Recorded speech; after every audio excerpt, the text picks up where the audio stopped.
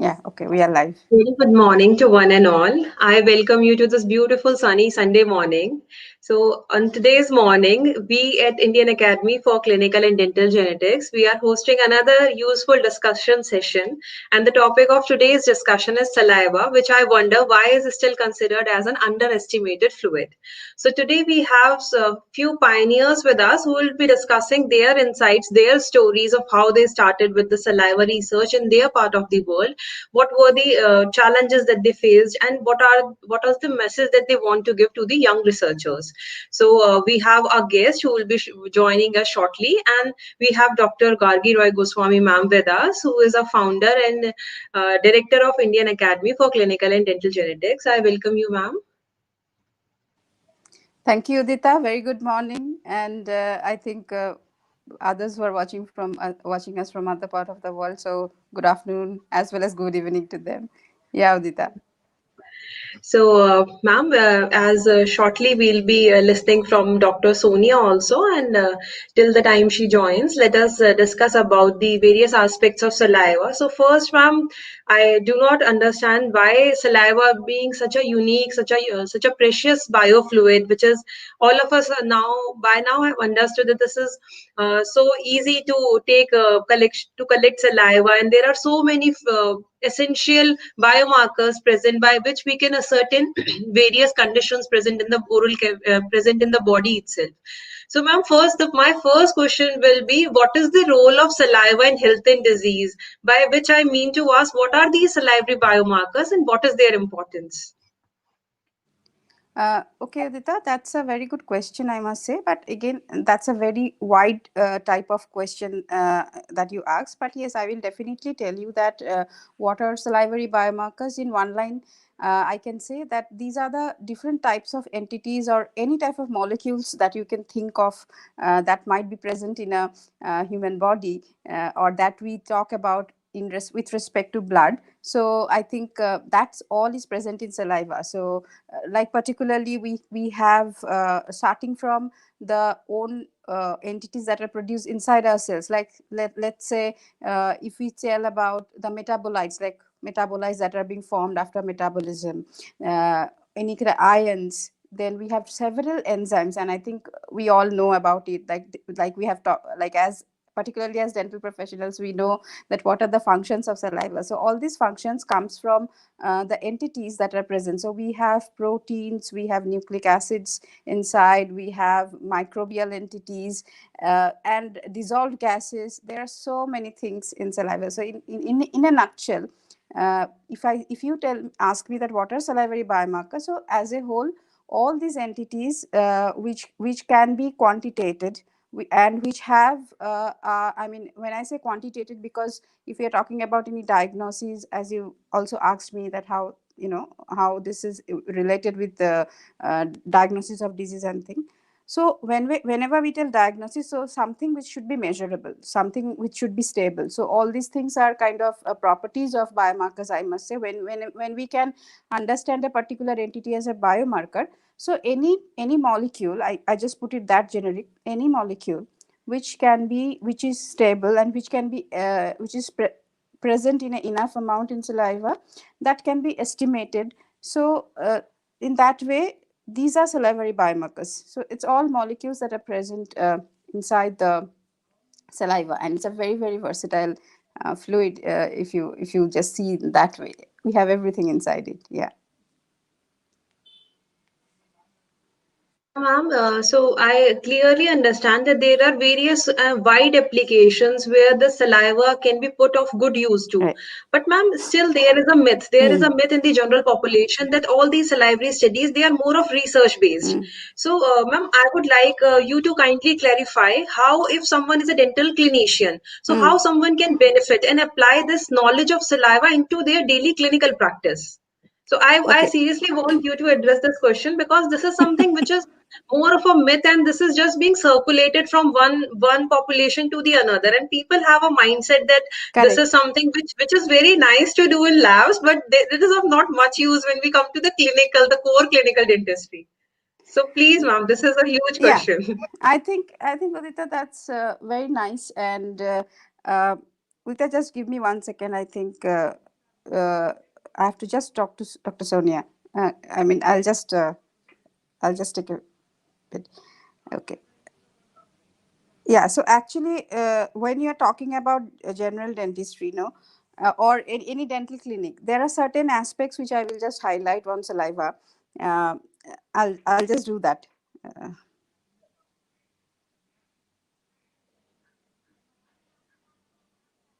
I'm so sorry.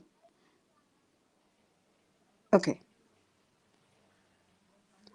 So the thing is that there are certain aspects or properties of saliva which we, when we read in the book also, we just neglect it. So before even we talk about these biomarkers and stuff and all, just by understanding the physical properties and yeah, physical properties as well as a little bit of biological properties, like very simple things, like salivary pH. Okay. Then you have something called as salivary flow rate, these saliva viscosity of saliva. So just by seeing these three things or analyzing these three things, we get a lot of information. Because when it comes to pH, as you know that the salivary pH is almost it's almost equivalent to the physiological pH. Okay. So I mean, of the human body. So that again is a very big factor, because that helps us in understanding uh, whether there is any problem, if there is any slight difference in the pH, whether it is more acidic or more alkaline. So you definitely get some idea about, well, something is going wrong. Like one example in this case, I will give you, like people who will be having GERD, that is gastroesophageal reflux disease, right? So I think when you see a patient who is having a lot of dental erosion and also, we generally don't give it a shot of thinking that they might have GERD, but we straight away go into the clinical application, and we start thinking on the only on the treatment aspect. But if I give a little holistic view, then what I will do is I will just try to take his history. So once you take the history, you will understand that what kind of problems he is having. So he'll definitely complain of sustained gastritis and all those stuff. So dental erosion is one thing which is a very common feature with people with GERD. Now, what with saliva? Even if you see that a mouth which is having erosion, and I mean it's kind of not very good looking, teeth and all this. So straight away we can just take 2 drops of saliva, and we can just check the pH. So how do we check the pH? Uh, we don't even need a very big instrument or pH meter like that. The pH strips comes, like we used to do in our school chemistry classes. So just take the pH, and definitely it will show more of acidic, more, it will be more towards the acidic scale. So that is one thing which will give you definitely make you inclined to think more as a clinician. So that is one thing. Another very easy thing, that is flow rate as well as consistency or viscosity. So for these you need only one instrument, that is your eyes. Okay, that's the clinician's eyes. So flow rate, like for example, uh, even if you, I mean, your wild thoughts also when you are treating, I mean, when you see a patient in your clinic, uh, apart from doing all the dental, like we screen for the soft tissues, hard tissue, whatever the problem or complaint the patient has come with, apart from that, if you just evert the lower lip, okay, and just see that and click a stopwatch and just see that when the first drop of saliva comes. So that's the easiest way of analyzing flow rate. So if you know the normal, then definitely if there is some changes, I mean to say, this will not give you a definitive, this thing, but it will definitely give you uh, certain insights where you will start thinking as a clinician. Okay, I think before I go more, Udita, I think we have our esteemed guest with us, a very lovely Dr. Sonia. So I'll just add her to the stream. Hello, Dr. Sonia. Hello, can you see me? Yes, yes, we And you can can see hear you. me fine as well? Absolutely. Thank you so much for joining on a Sunday. No, thank you. Thank you so much for inviting me. My pleasure. We were just carrying on the show, and we were actually just waiting for you. Udita was just shooting me some questions, and I was trying to I just tried to answer them. Then I was thinking, no, let the beautiful lady come, and till then we will just warm up our audience, and that is all we were Yeah. doing. So now So I'm in the firing range of the question, am I? no, not at all. Not at all. Okay, so Udita, I will just request you to introduce our guest, and then we can continue our discussion. Yeah, thank you. And thanks for answering the previous question, ma'am. And I hope that this myth is now clear that saliva can be utilized. Now, everyone is very well aware saliva can be utilized into the clinical practice. And for those who are interested, who come from the clinical side, I would once again like to update that very shortly we have a conference coming up on saliva. And in that, we have a panel discussion where experts, different experts from different branches of dentistry will be joining in for a panel discussion, and they'll be talking how saliva can be properly utilized in every branch of dentistry. So for those who are interested, you may please join in for that and be a part of that interesting panel discussion and update your knowledge. So now, with a huge happiness in my heart, I welcome Dr. Sonia to this show. So, Madam is the CEO of Stanley Origin in Australia, and she is an entrepreneur, international speaker who has spoken over more than 5 continents. And her list of achievements is so huge. She is the one who is the only multi-award winning businesswoman in the dentistry in Australia. And last year, she was a national finalist of Emerging Women Leader in Australia. And apart from academic interest, she is, as all of us can now looking at her, we know this is personification of beauty with brains. So, ma'am is a beauty queen who owns more than 3 international titles. She is a mentor and a trusted advisor for many young entrepreneurs and business owners. And she has a heart to stop domestic violence and runs a not for profit association where she provides free dental treatment to women surviving violence and abuse. Thank you, ma'am, and I wholeheartedly welcome you to this show.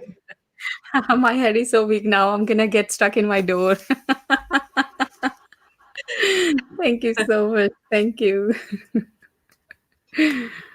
So, ma'am, we were discussing about this saliva, its role, and we were just trying to clarify the myth why it is still considered as an underestimated fluid. So, ma'am, since you have been one of the pioneers, I would like to ask what were the challenges that you faced when you initiated the saliva research in whatever part you were practicing, and how you have taken this journey from that time to the present times. So with saliva, like as a dentist, we are not stranger to the saliva, and honestly, every single dentist who finishes the day and sits in the car, like, you can't say it, but you're actually drenched in saliva, in people's saliva. So saliva, we're not strange to saliva. And with a dentist, I'm a business owner as well. I have kind of an entrepreneur mind, and I think COVID was one of the push that actually brought saliva as a non-invasive biofluid.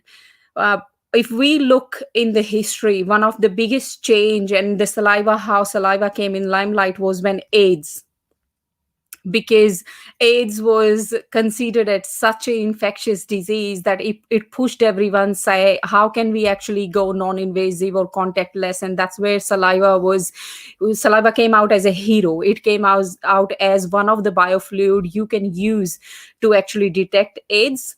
And from there on, especially in the countries which are underdeveloped countries, where we're using like on the spot methods using saliva to diagnose AIDS. So I believe that was one of the turning point in salivary diagnostic when the AIDS came into the picture. When I started my journey and started doing the research in saliva and using saliva as the diagnostic fluid and the diagnostic method, as a business person as well, it's not just from the research point that I needed to find the answer that why. I'm not the only one who is thinking about the saliva. Saliva has been here forever. We have saliva tests in the clinic as well, but how many actually do we do? how many dentists sit there and do saliva tests like flow test or diagnostics test? We don't. And that was biggest question in my mind, was like, why? So I went to different people. I went to the University of Queensland. We have a researcher here as well. And when I started researching, that's where Dr. Gagi's name came out as well. That if saliva is such a magical biofluid, why are we not using it enough? So before we go down the path and say, hey, saliva is the hero, saliva is the hero, we need to understand that why actually we are not using it. Number one reason I found was the technicality. Saliva is, so say for example, some of the hormones or some of the, like cortisol is one of the hormones. If you want to detect it in saliva compared to the blood, it is nearly sometimes 1/10 or 1,000 times less than what you can find in blood. And I'm not saying that blood is an ideal method, because a person like me who is scared of needle, I like giving needle to people but not having needles on myself. If I am going to get a stress test done or a cortisol measurement blood test done, my cortisol level is going to shoot up. Where if you ask me to collect my saliva sample 4 times a day, I can do it without stressing out. So means the measurements will be more accurate as long as my technique of collecting saliva samples are accurate. And I think that's where the saliva is a little bit more technical compared to the blood, that it has to be, the method has to be accurate. It has to be a free flowing saliva, and you can't just have a coffee and then measure it. So there are many technical difficulties from a practitioner point, and at home device, where there's so many home diagnostic tests now from a patient or from client point, there are many technical difficulties in collecting saliva. Having said that, there are companies out there, Oasis Diagnostic, Dr. Gargi knows, they have brought out some of the testing tubes or testing methods, which are actually pretty simple. You can use them at home, and they are not that technique sensitive, and you can still collect really good amount of saliva and the type of saliva we want as well. Now, the second difficulty I found was, and I used it, I rang when the COVID hit and the stress level went up. I rang few of my friends, GP friends, and I said, I want to do a stress test, but I want to use saliva. I don't want to go for a blood test. And obviously everything was closed. We want less contact and everything. And I said, but I want to use saliva. And they said, no, we can't do it. And I said, what do you mean you can't do it? They said, oh, if you want to do a saliva test for stress hormones, you have to get a specialist appointment. And I was like, specialist appointment? Really? It's like 2-3 months specialist appointment. And then I found out that most of the doctors actually don't know how to read saliva test. They're intimidated by saliva. They're not intimidated by blood, urine, or sweat or tears, but they are actually intimidated by saliva because they don't know how to collect it. They don't know how to read it either. So that is the second thing, because we are using saliva as a diagnosis. So say, for example, I'm a dentist. I know how to collect saliva. I know how to read saliva results. But that means that if I use it as a measurement for cortisol or stress hormones, means you're giving that diagnostic power in my hands. And I think that's why doctors are losing control as well. So it's a very big intimidation for them to say, all right, saliva has diagnostic power, and we give that diagnostic power in the hand of people or the dentist. And I know I'm going to cop a lot for saying this, but truth is truth. This is one of the other reason as well that saliva has not been accepted as the diagnostic test. I mean, somewhere I see it as a hypocrisy as well, that in an underdeveloped world, you can do a on-the-spot saliva test and say this person has AIDS or doesn't have AIDS, but you won't use it for anything else. So I start asking that questions, and I know that if you enter into the field of salivary diagnostic test, you will face a lot of resistance from your own professionals around you. So that was the second reason. And third is, I will go again, that the sensitivity and the accuracy as well. If again, I will go back to the history, because I really wanted to find the answer. And I am actually involved in one of the project where we're using saliva as the diagnostic method or measurements and things like that. So I really wanted to know the answer before I actually put my effort and money and time on it. There has been more than 3,500 papers published, and there might be even more after COVID, but more than 3,500 paper. And Dr. Gagi, correct me if I'm wrong, you probably know more about the research and paper than I do, but as per my knowledge, there has been more than 3,500 papers published which says that saliva can be used as a diagnostic test. And they're just the papers that talk about is diagnostic test value. The rest of the paper which describes salivary fluid and things, they're other papers altogether. One of the main one we can use it is for your cortisol, like your stress hormone. You can also use it for many antibodies markers, like people are using it for COVID as well, right?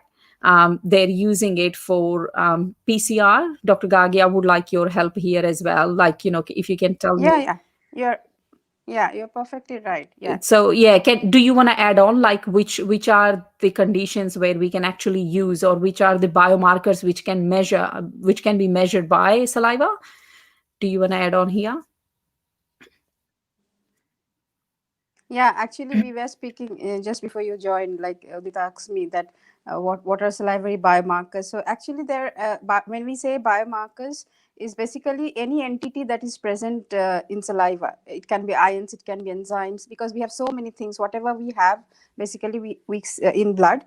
What we see in blood, we have that in saliva. But the only thing is, when we say biomarker, means it should be in a measurable quantity, and it should be that molecule should be stable in a particular in the particular Yeah. biological fluid, whether it is blood or saliva. So whenever we try to make it as label it as a biomarker, that means we are meaning that it should be it should be a measurable entity. That is most important. And as you rightly mentioned about one of the challenges, and you mentioned, right, like the quantity is less in saliva. Obviously, in most of the cases, if we take up any molecule, in most of the cases, the quantity in saliva compared to blood is less. That is definitely a very true thing. And another thing, when you were talking about the challenges, I mean, you gave a very, very open truth. I mean, that was very bold statements that you made, and hats off to you. So I know, I'm gonna just cop a lot for this statement, but well, no, truth is truth. that's very true. That's very true what you have mentioned. Just one thing which I would also like to add on is that there is regarding saliva. See this the as you said about number of papers. See, and yes, in COVID now, though in COVID people have started looking into saliva. As I mean, saliva has emerged. I think, I mean, it has been a good time for saliva, I should say, as a Yeah. as a biofluid or as a diagnostic fluid. But the thing is that there's also one thing. There is one thing in the mindset. See, whenever, if you take up any paper, why I tell this, if you take up any paper which says say, so and so in saliva has been estimated, this is good, this is that, or any researcher you talk about, first thing that comes is, have you done any comparison of this molecule with in the serum? My question is, why should I do a comparison? Why is it necessary to do a comparison of that molecule in a serum? I am interested in saliva. I just have to find out what are the aspects with that molecule inside the saliva. This is a mindset, because blood has been, just like it flows in our body, it's in our mindset also. We just cannot come out of that. I mean to say, always a comparison. That we never say that, have you done this tested this molecule in urine? Do we say that? No, we don't do that. So mindset is another very, very big factor which makes that gives the inferiority. I mean, makes saliva a little bit inferior, because always we think that blood is something but if you just see, just in a generic view, I'm telling, there are so many advantages with saliva. First thing, like already Dr. Sonia, you said that the non-invasive part. I mean, number of times you can collect. Nobody even, at least in countries like India and all, they will not even ask you that, why are you asking saliva so many times? Why are you asking saliva? No patient will never ask you, your research your research supporters also will not ask you that why are you asking. But if you ask blood more than once, first of all, in the first instance only, it will be a great resistance. Second Yeah. instance, if you go and ask, means the person will just fly off. So I think this is one aspect. And yes, regarding salivary biomarkers, as you said, Dr. Sonia, particularly in COVID times, and not, as you rightly said, from HIV, and in many cases, it's more, I think, that the awareness building. I think even before we talk about technicalities, yes, I totally agree with Dr. Sonia that you say that there are difficulties in technicalities. But uh, I just want to add here that when we tell technicalities, uh, saliva is much easier to handle rather than blood, because every time you need a specialist for a blood. If we are not trained, if we are not trained to take blood, whether we are clinician or dental professionals, we need a phlebotomist to take the blood. Blood. But for Yeah. saliva, you can randomly, you can just, whoever even if a dental assistant doesn't know anything, you just teach her 1 2 3 step, then from the next hour that person can take saliva. So it's so simple.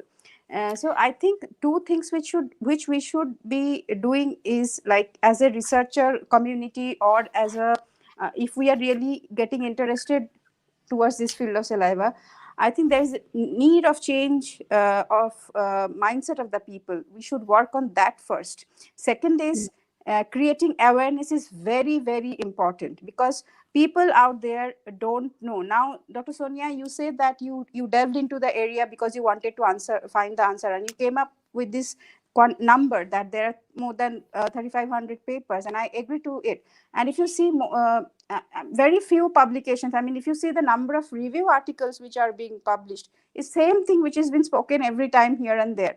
But what about applications? We have to work on those areas, Those. and I think, according to me, to give a push to saliva, or really take this field forward, or rather inspire people before motivating people to come into this and tell the advantages of this. First thing is that we have to work on changing that typical mindset, that where we every time start to compare saliva. This is one question which always runs in my mind, and I have been following few of my mentors. So I have seen, I have learned these things from them also. I have seen them speaking about it, that we never say that when we talking about, say, suppose today we talk about blood glucose, that's kind of a very common test everywhere, and so many now glucometers, that's a totally different medical device business which has come up with that. But the thing is, have we ever asked that, have you compared this glucose molecule in any other biological fluid? Just tell me. We haven't asked this question. Then why Question. this Yeah. question comes with saliva? So these things are the area that we have to address. And I think we need to work on community building, because when I tell awareness, it doesn't happen with one person speaking about it. It always happens when multiple persons start speaking the same thing. And to be very honest, even in the global perspective, if you see, the community of saliva researchers, or the community of people who actually understand the value of saliva, or are really putting their heart and soul in saliva, is comparatively very small. Okay. Yeah. Yeah. So I think those are the things we need to work on, community building, because only then the saliva science will come up very fast. I Very believe fast. so. I'll quote here, like when I was doing my research, Dr. Daniel Malamud from New York University College of Dentistry, he wrote like an article in BMJ, and one of the thing I love, he said the saliva's popularity has suffered because it lacks the drama of blood. And I went and I Yeah, dwelled into it, like, what does he mean by it? Now, if you look at the blood test, it's $1 trillion industry. So absolutely.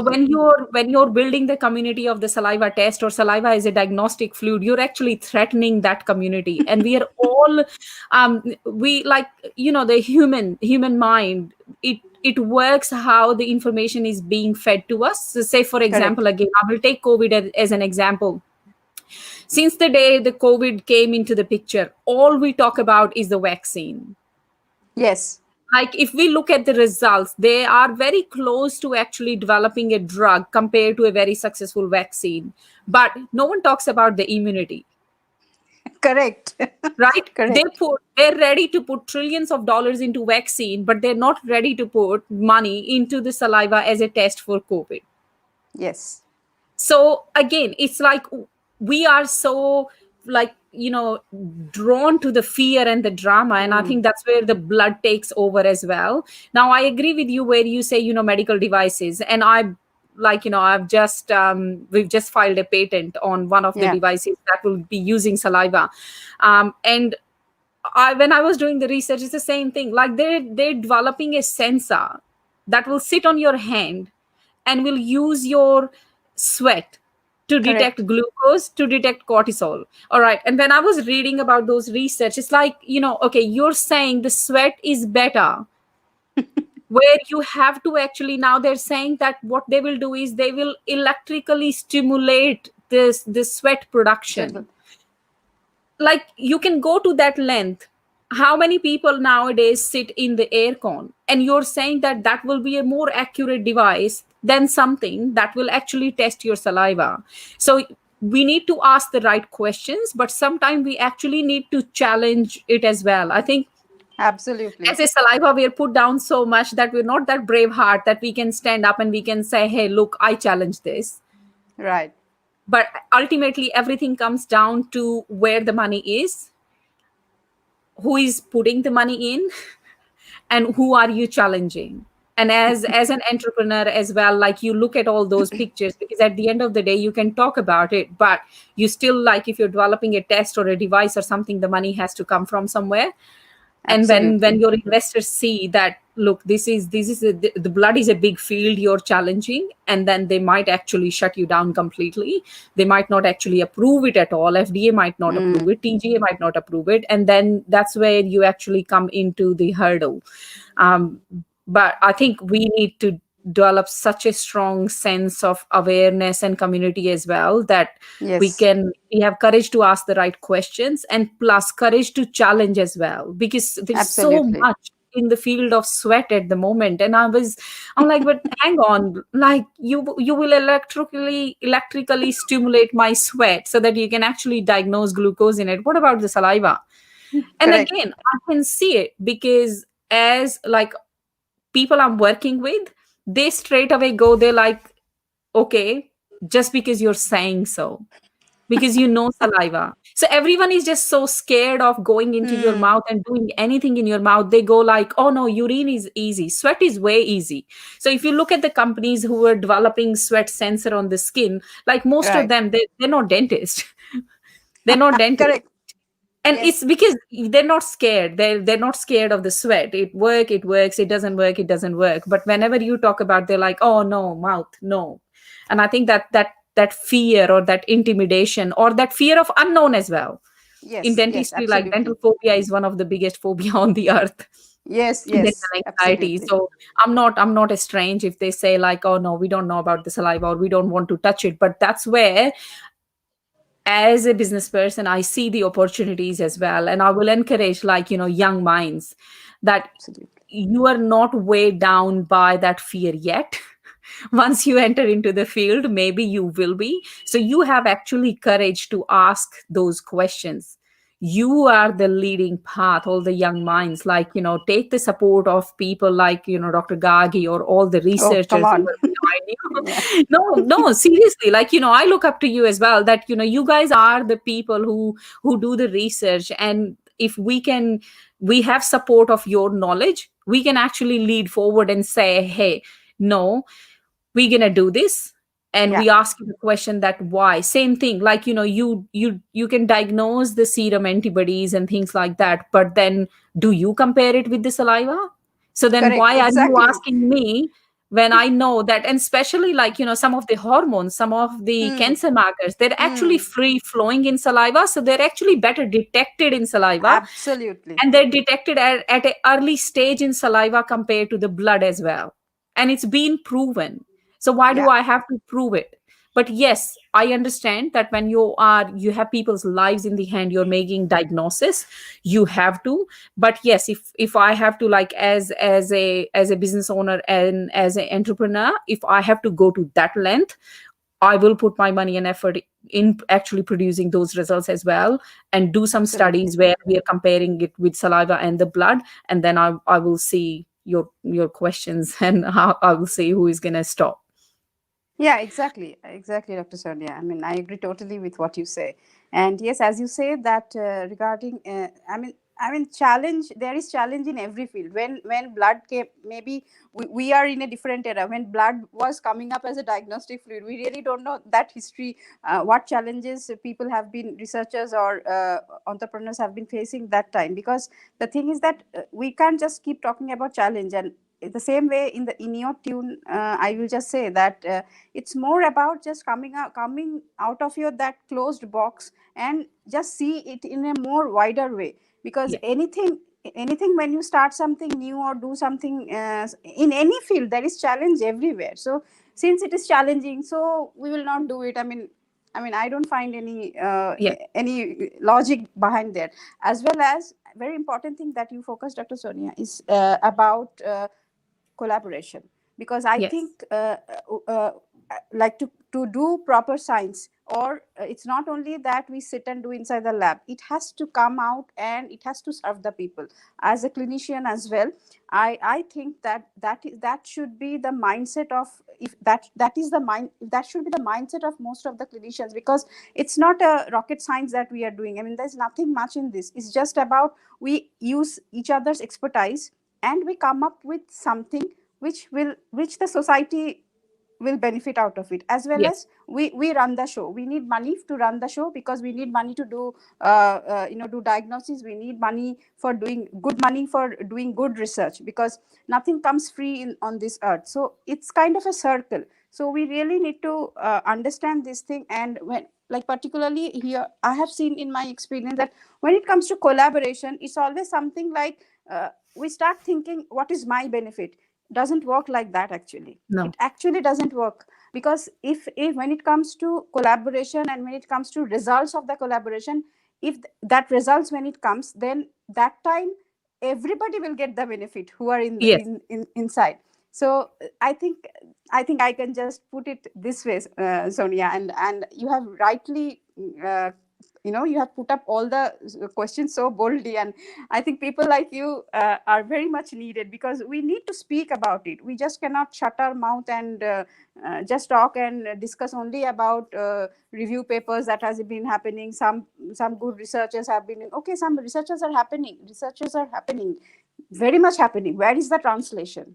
And as you brought up all the practical insights, the practical problems, challenges, and mindset, or whatever you have faced as a entrepreneur, I think these are the things which needs to be focused on. And collaboration is the key. No science develops without collaboration. Never. No. It has nowhere it happens. Yeah. You will never, like, have applications, like, even in terms of the blood test or anything, the applications won't be there if the collaboration of the industry and the research is not there. Mm. The other thing I'll also add, Dr. Gagi, is we are living in such an interesting time. I think this is the Yes. time where, if you put all your efforts in, you can actually make saliva as a hero, because it has come out Absolutely. as a non-invasive diagnostic method. The other thing I'll say also is, people have never been so aware about their own health and wellness. Correct. It's Correct. like they're wanting an answer, they're needing an alternate. So if through collaboration of research and the industry, if we Yeah. can come up with something which is simple, and that is one thing I have learned as well. And like, when we Yeah. study and we're in uni, if we can simplify the process, the Yes. education actually becomes more effective. If you want to teach Absolutely. someone something, if you want to spread awareness about something, like, I'll give you an example. I was in school, I was a kid when AIDS and everything happened, and I didn't knew much about the AIDS, but the only Mm. thing that came into the news is when Lady Diana sat on the bed of an AIDS patient, and Mm. it was a very simple advertisement that it doesn't spread by touching. So Yes. if you can Yes. simplify it so much that people will understand it, then Right. doesn't matter. You don't have to actually go to extreme lengths or anything. Like, we are not in, and I will say it, we're not in a fight with any other biofluid. We're not in the fight with blood or serum or urine. We just saying that saliva can be used as an alternate method, as a better Exactly. alternate diagnostic test in some conditions. Then why not Absolutely. use it? But one thing I think, to spread the awareness and education among people, is if I can make something as a business person or as a saliva enthusiast, if I can make something that makes saliva collection or saliva test so easy and accessible for people, then they will have no other choice. It's like, why would I go and get myself pricked if Correct. I can Correct. actually do it at home easily and Absolutely. detect it? And I think we're sitting on this brim of technology and, our own questions and research. I think, I really believe that next 2 years are going to be defining moment in the history of diagnostic test, because Absolutely. technology, COVID, our will to do something and change the system, and research, everything is coming together, and I can see it. And Even I no, can see it. I can see it. and you probably have been in saliva research way longer than I have been. I'm probably searching more for an answers, like, why are we not doing it? And I've been searching for those answers for last 1.5 year, and trust me, I haven't found a single reason that why can't we use it. Exactly. You won't find it. So no, It's just a, it's just, it's just a air which is, it's being just a, created. as I said, it's just an air, and it's kind of a closed box system that's in our mind. So we just need to break that. Nothing Yeah. much to be done. And Yeah. same, that's what I say. Like, blood testing. What has changed in last 100 years? Tell me. Yeah. You still use the needle, you're still pricking people, you're still Correct. taking a 4 to 5 vials of blood test. Like, it's still the same.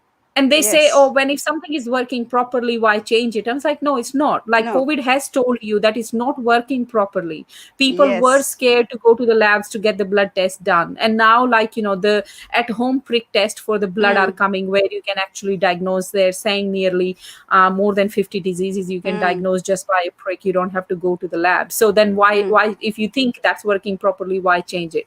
So I think Correct. it is interesting time. We're living in interesting time, and we will see something very soon, in probably next 2 years, where that's going to Absolutely. change the direction of saliva diagnosis and everything.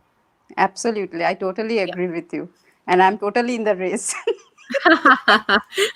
Me too. I'm in the race. Let's drive this. Yeah, let's drive this forward. And that's Absolutely. why, I just love when people, talk about the saliva, and in future what we can Correct. do with the saliva as well. Yeah. Yeah. Yeah, Dr. Udita. We spoke a long for your one question. So are you still ready to ask anything else? Okay. Yeah, ma'am. As both of you mentioned, I also agree on this. Education is not only learning of the facts, but it is the training of the mind. And both of you have really ignited many minds, as we have many questions in the pipeline by the registered participants. So I would like to take few Yes, questions please. from those. So, ma'am, Gargi ma'am, first question Okay. goes for you. The participant wants to ask, what are the steps and how to Okay. plan That's a a very big research? question. I mean, that's a very broad question. I must say. I'm sorry. That's a very broad question. But yeah, see, uh, okay, let me just answer it in a simple way.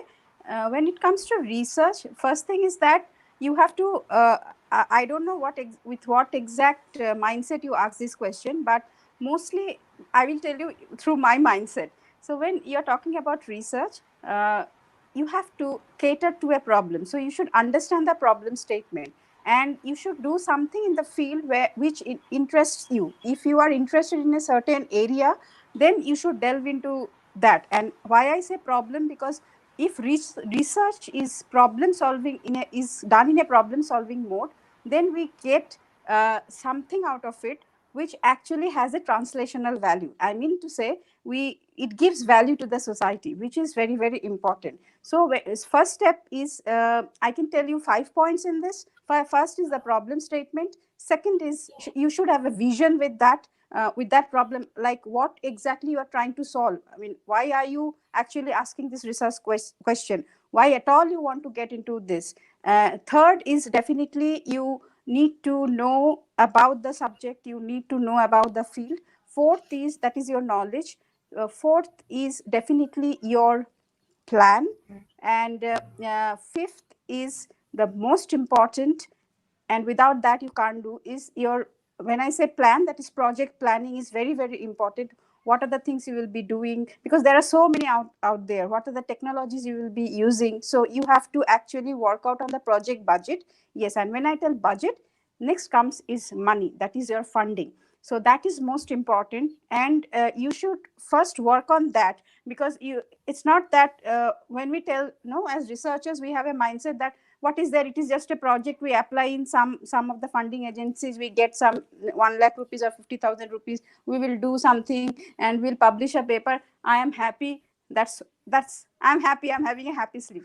well well, if you really want to do research and make bring a difference, it's not only about publication of papers. I don't think that's important. I mean, don't take me otherwise, but publication of paper means that you are just coming up with the information that you have worked on in a concrete way, in a organized manner. But if you really tell me that you want to do research and you really want a step by step guide, then you should always think in a problem solving mode, and you should work on understanding where will be your funds coming from. If you are ready to put your own money, then do it from today. If it is 1000 rupees also, do it.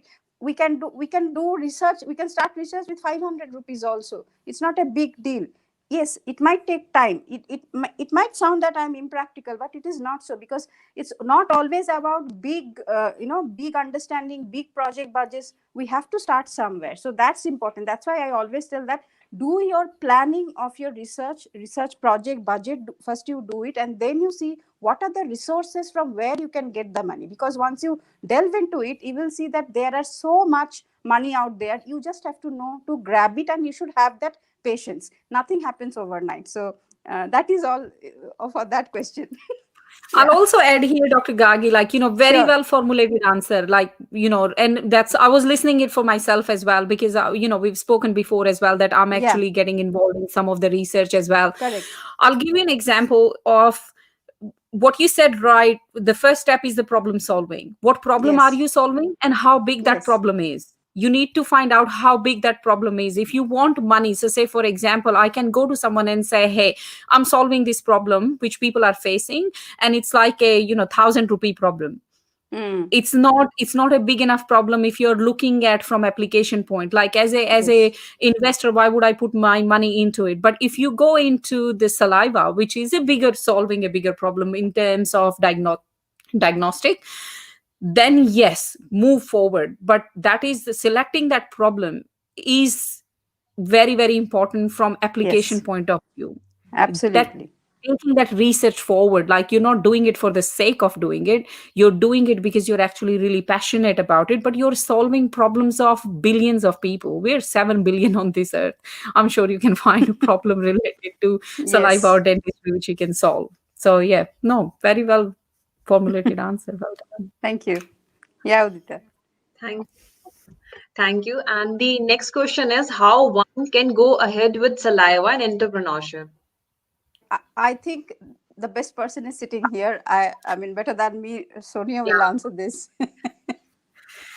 So when we say saliva in entrepreneurship, it depends. What are you talking about in terms of saliva? Are you talking about, as Dr. Gargi initially said, the mindset? Are you talking about educational tools for people? Because our diets are so acidic nowadays. Like everyone is drinking this apple cider vinegar and kombucha. If you don't know, like in Western world, it is taken up as a craze. And if I did pH testing, and the pH is 2, which is like battery acid, and they're drinking it every single morning, and they don't just drink it, they sip it, which is even more Mm, damaging for your health. So if you're going into an educational field, there is a big market there as well in terms of education, and going and educating people in health, educating people in food industries as well, mm, working for them. The second is saliva diagnostic. That's a huge field.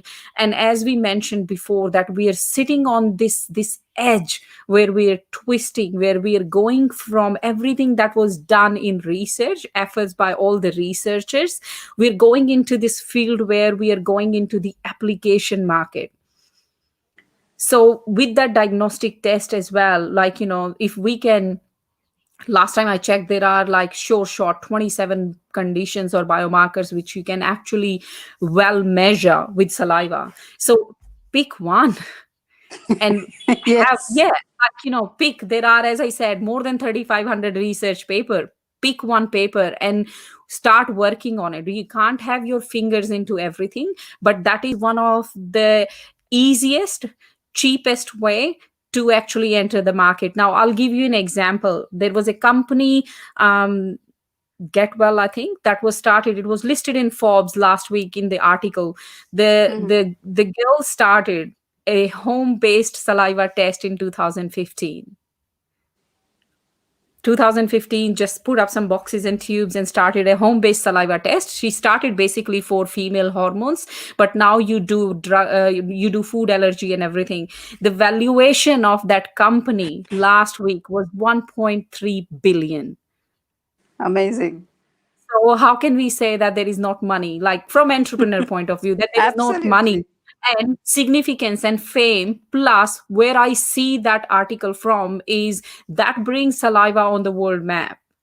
That Correct. brings, like, for me, when I go into the investors meeting, that's what I put up to them, and that's what I say, like, don't tell me that there is no money in it. If you support me, the money will come. Yeah. All we have to do is Yes. execute. The biggest, like, and again, entrepreneurship, the problem with entrepreneur is that we have so many ideas. Or, like, our Yes. brain is full of ideas. A idea is Bring. nothing if you cannot execute it. Even a research project, you need to have a Yes. plan, stick to the plan, change, be flexible, but you need to execute it. And Yes.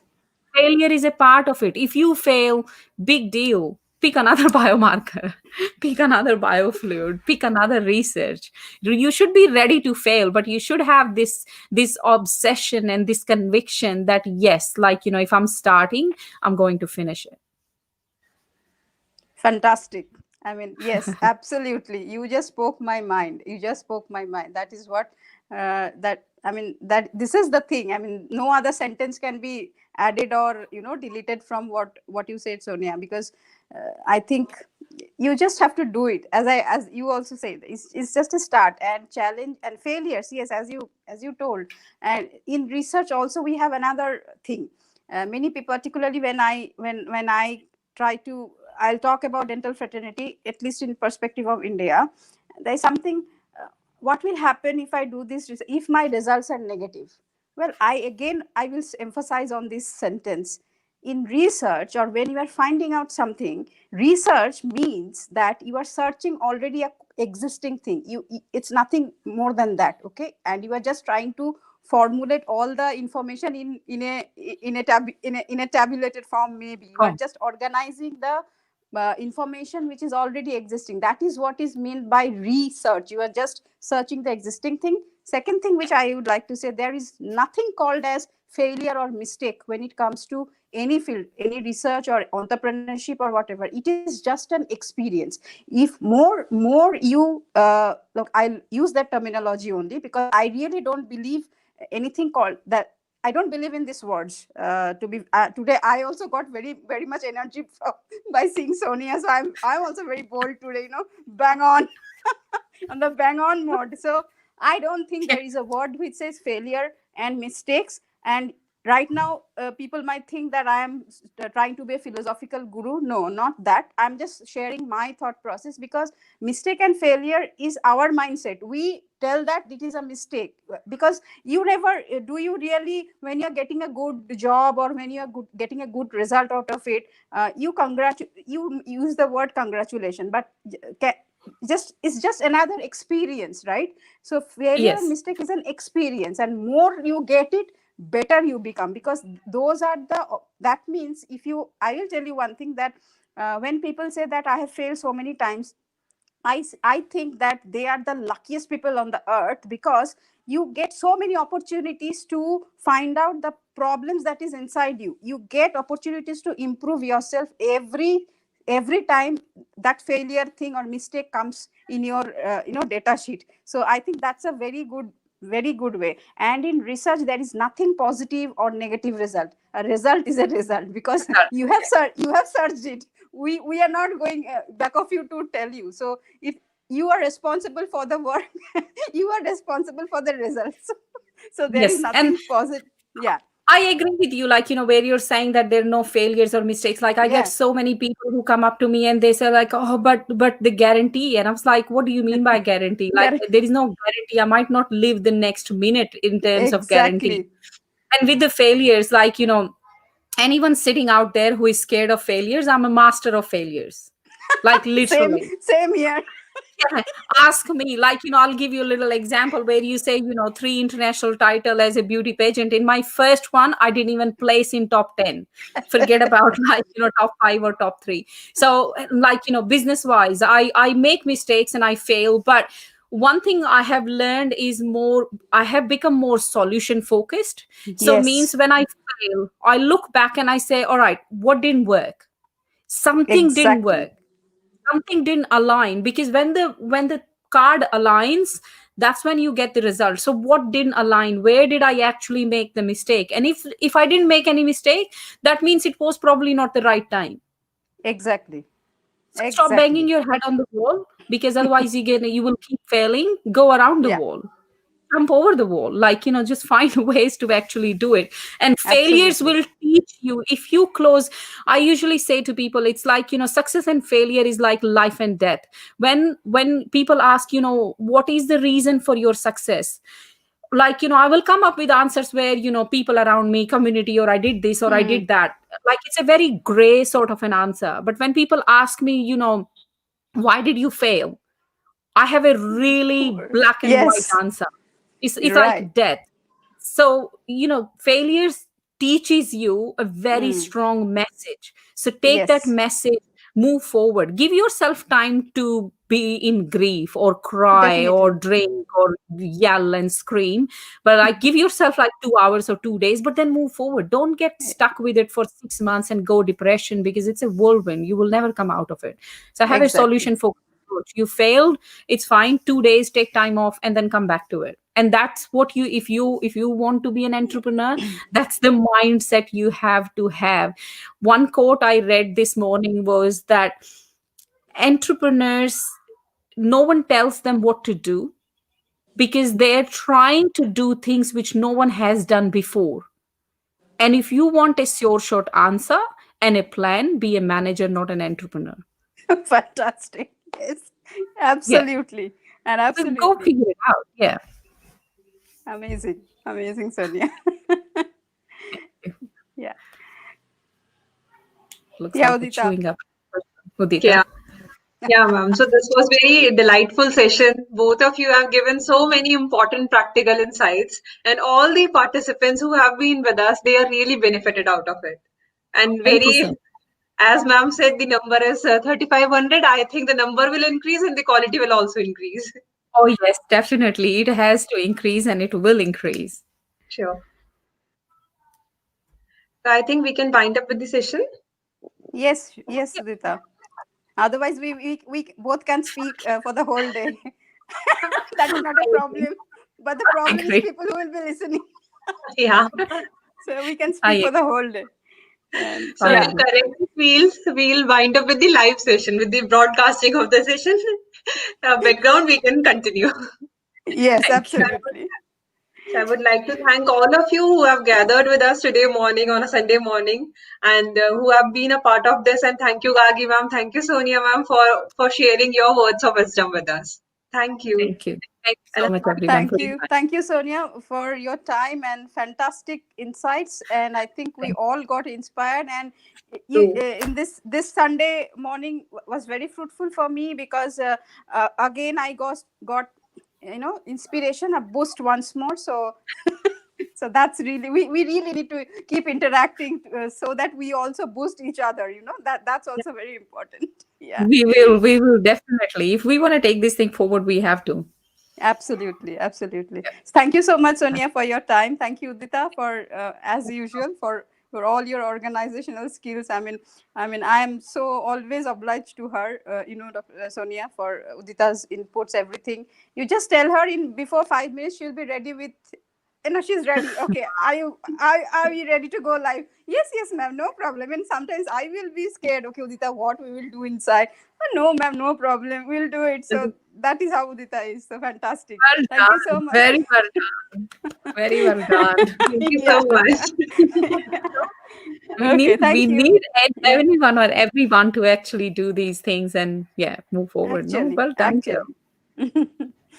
Thank you. So bye for the day, and we'll keep meeting again, and we'll do this Yes. fantastic sessions again and again. Yes. Thank you so Thank much. you. Bye. Thank you so much. Thank you. Thank you.